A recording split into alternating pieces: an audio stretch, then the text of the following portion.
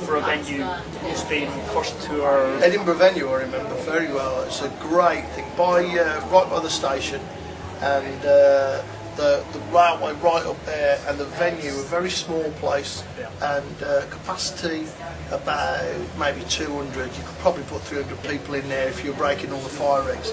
The floor was wooden, on quite a high stage, and well booted monitors and PA, but always a great crowd in there. Always great, and the dressing room was downstairs as well. The bar, I think, at the back of the room. That's it, yeah. And yeah, great. Had many great gigs there, and really loved to play in there. Yeah. Since then, you've got a varied career. Yeah. If you think about it, then you would never know the journey that you were going to go on. Exactly. Never have predicted where it would be right now. So you got back when I got reintroduced to you.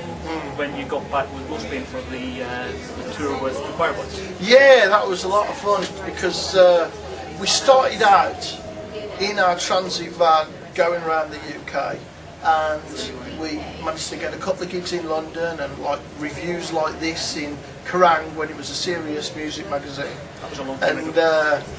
And off the back of that, then we got the front page of Sounds and Kerrang, me and Spike, and we were the biggest unsigned metal rock bands in the UK, and everything was, we're thinking, oh, will they get signed?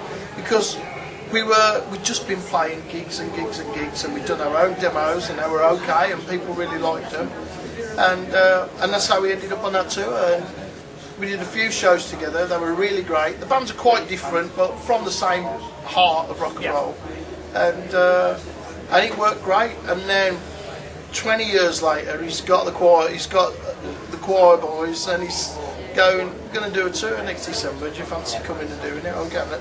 And yeah, well, I've got nothing on in December. Let's do it. And we just said, yeah, I can make it. And that was it. So we did it.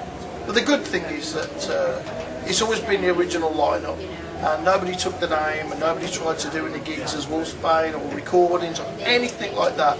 So the next time we were together with the Wild Hearts, it was the original lineup, and the next time we were together with the Choir Boys, it was the exact same lineup that recorded the first album that toured with the Choir Boys the first time.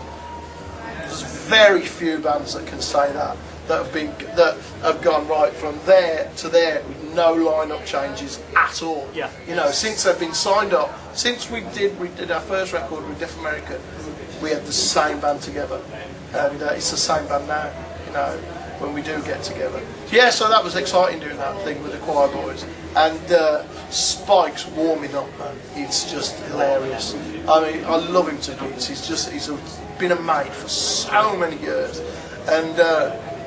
But we haven't done that much work together at all. And I was wandering past the dressing room, and I heard this. I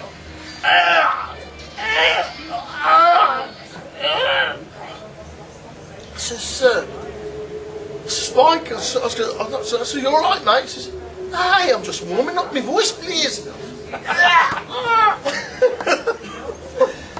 So you've gone from Wolfsbane, and now you've gone through a long career, various bands, big bands and small bands, and then back. How did it feel to be back? I mean, I saw you at the Sheffield show, and you're putting exactly the same into it as when I seen you on the same equivalent tour. You're still so up for it, even for a fairly small crowd and a fairly small venue. You were just well, it's never a small gig for me. As much as the venue is small, then it's not. It's always the most important gig that I'm going to do, because I always think it might be the last gig. It's always the most important gig. I really try and put myself in a place of, right, can I get it 100% right tonight? I never do. I never get it 100% right. There's always something off fluff, or something goes wrong, or my confidence goes somewhere, or something like that. But that's the way I think. It doesn't matter how many people are here. They made the effort to come and see you, so they deserve your best. I don't know if that's romantic or naive or whatever.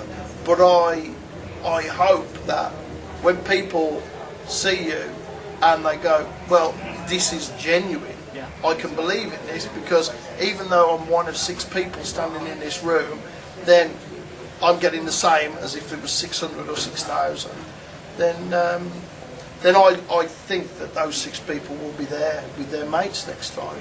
And that seems to be what's happened on the last 2 tours of the UK, where we've had a reasonable amount of promotion and people have actually known that we're on and believed it was me, not a tribute band being me. Then it's worked out really well. So it has been it is a different feeling from performing to 10,000 people, because regularly in Iron Maiden there were crowds of around 10 to 20,000.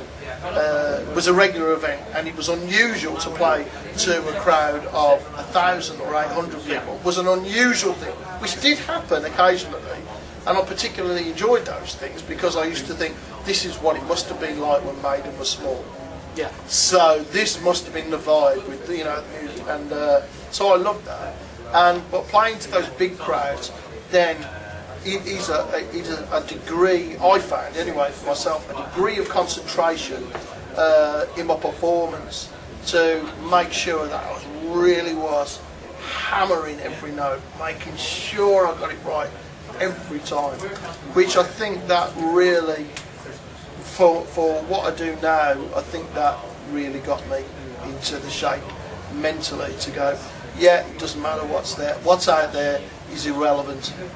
It's nice to sell a lot of tickets, but in the end, it's the people who didn't buy the tickets and couldn't be bothered are the ones that are missing out. Yeah. And I want these people to understand that.